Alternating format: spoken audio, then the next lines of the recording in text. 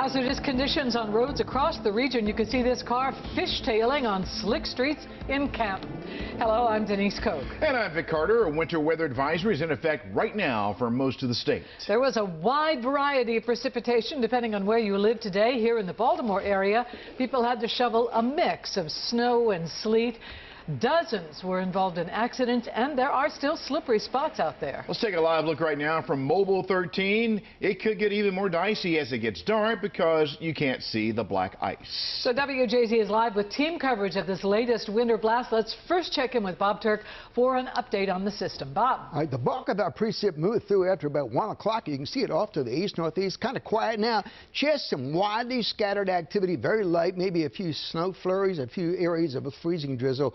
West of us, however, there's another batch beginning to develop over Ohio, West Virginia. That is going to come through the air later tonight. That means later this evening you could still see maybe a ½ inch to an inch of precipitation. Some of snow, some sleet, even some freezing rain. We are below freezing. We'll stay right around the 30, 31 degree mark all night long. 19 in Oakland, warmer south of us, 39 in Salisbury, 42 now in Ocean City.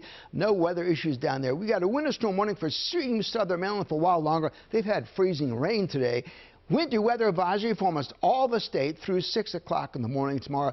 Looking at the futurecast, we still see not much happening now, but later tonight, as you can see coming in about 7 or 8, a little bit of that snow, maybe some freezing rain and some sleet mixing in. And even later tonight, 9 o'clock, a little bit more across the northern tier. During the day tomorrow, early on, 4 a.m., rain south, a little bit of mix through the area.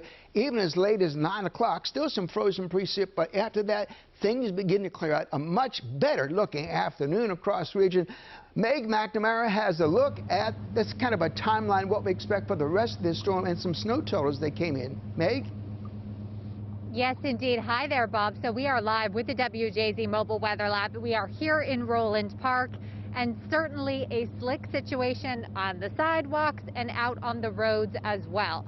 Of course, we want to talk about what we can expect as we move through the night. So, as we just saw on Futurecast, we are not quite done with the wintry mix. I will say the bulk of it is out of our way now, but we could see accumulation of snow and sleet potentially of up to an inch, and then the freezing rain, we could see ice accumulation of 1/10 of an inch before we are finally done with this system tomorrow morning, and then things really improve for Friday in a couple of ways. First of all, we get above freezing, so that will be nice to look forward to. We'll see some melting, temperatures topping out in the upper 30s, and we also will see some sunshine, so that is really hard to imagine at this point, but that's what we have to look forward to.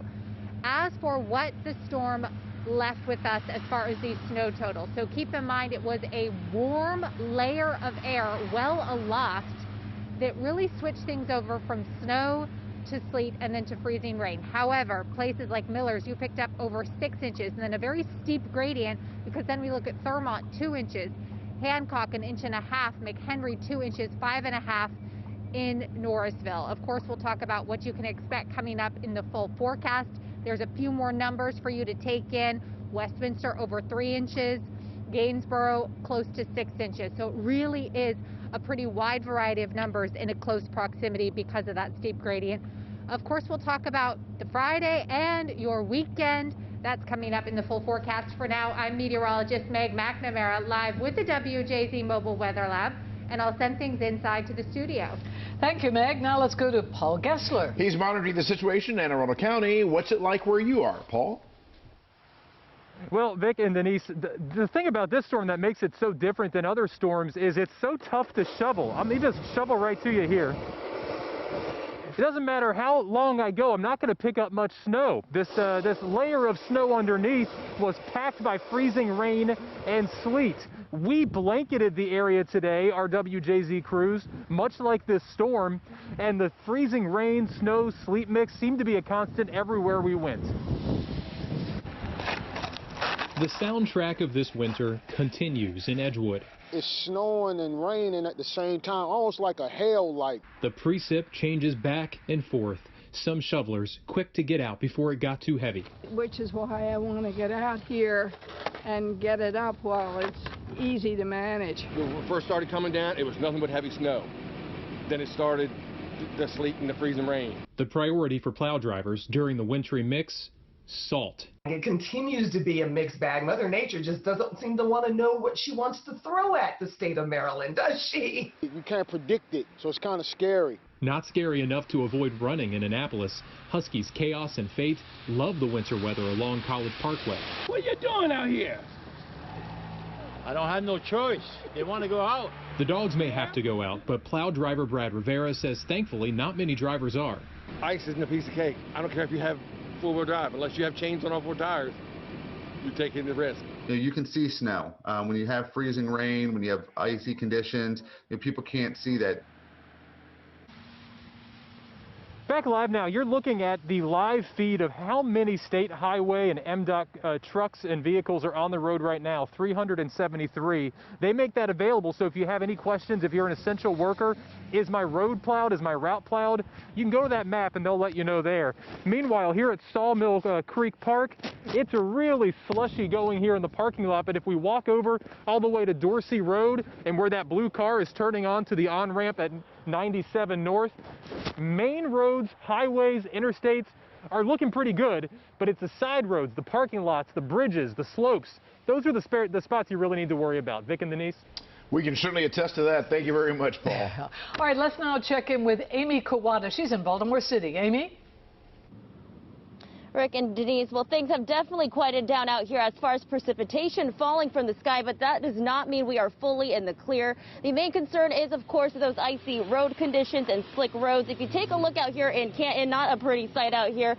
Icy, slushy mess we're seeing, but still passable again on the main roads. That's because we're told plows have been hard at work since 2 this morning. The Baltimore City Department of Transportation spokesperson says crews are working around the clock to help keep drivers safe. And right now in the city, we're told there's about 400 transportation vehicles out on the roads.